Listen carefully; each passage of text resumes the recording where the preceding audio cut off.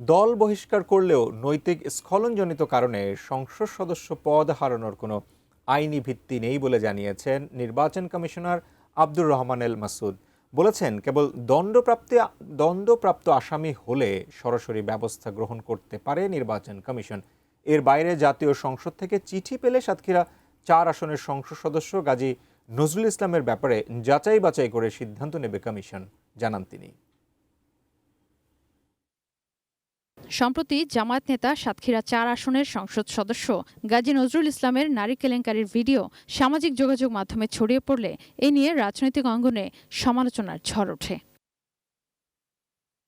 এমন পরিস্থিতিতে বুধবার নৈতিক স্খলনের প্রমাণ পেয়ে তাকে দল থেকে বহিষ্কার করে জামায়াতে ইসলামী। আমার নিজস্ব ওপিনিয়ন আমি এখানে বলবো না। তবে দলীয় বহিষ্কারের পর তিনি সংসদ সদস্যের পদ হারাবেন কিনা বৃহস্পতিবার সকালে নির্বাচন ভবনের নিজ দপ্তরে এমন প্রশ্নের জবাব দেন নির্বাচন কমিশনার আব্দুর রহমান এল মাসুদ। বলেন, সংসদ থেকে চিঠি আসতে হবে, তবেই আইনি ব্যবস্থা নিতে পারবে ইসি। জিনিসটা আসতে হবে পার্লামেন্ট থেকে। কোনো পার্টির মধ্যে থাকলে আমার যতদূর মনে পড়ে, আমি যতদূর বুঝি, নির্বাচন কমিশনের এর উপর খুব একটা করণীয় নেই।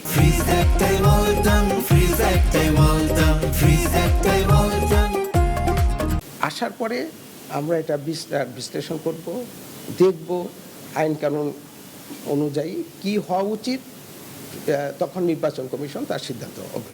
জানান, নৈতিক স্খলনজনিত কারণে কোনো সংসদ সদস্যকে রাজনৈতিক দল থেকে বহিষ্কার করলেও তার সংসদ সদস্য পদ বাতিল করার এখতিয়ার ইসির নেই। নৈতিক স্খলনজনিত একটা বিষয়, এটার জন্য তাকে সরাসরি উনি নির্বাচনে অযোগ্য হবেন না। নৈতিক মরাল টার্পিচুটের জন্য যদি কেউ শাস্তিপ্রাপ্ত হন, তাহলে তিনি বাড়িতে হবেন। তো তিনি তো এখনো তো ওইভাবে বাড়িতে হন নাই, তার শাস্তি হয় নাই। কাজে এটার জন্য নির্বাচন কমিশনের কিছু করণীয় আছে বলে আমার মনে হয় না। এদিকে রাষ্ট্রপতির পদত্যাগ নিয়ে চলছে নানা গুঞ্জন। তবে রাষ্ট্রপতি পদ খালি হলে আইন অনুযায়ী পরবর্তী 90 দিনের মধ্যে নির্বাচনের ব্যবস্থা করবে ইসি, জানান কমিশনার আব্দুর রহমান এল মাসুদ। রাষ্ট্রপতির পদ যদি খালি হয় কোনো কারণে, সেটা পদত্যাগের মাধ্যমে হোক বা অন্যভাবেই হোক, তাহলে নির্বাচন কমিশন আইন অনুযায়ী পরবর্তী 90 দিনের মধ্যে নির্বাচনের ব্যবস্থা করবে। Sadia Afroz, ATN news, Dhaka.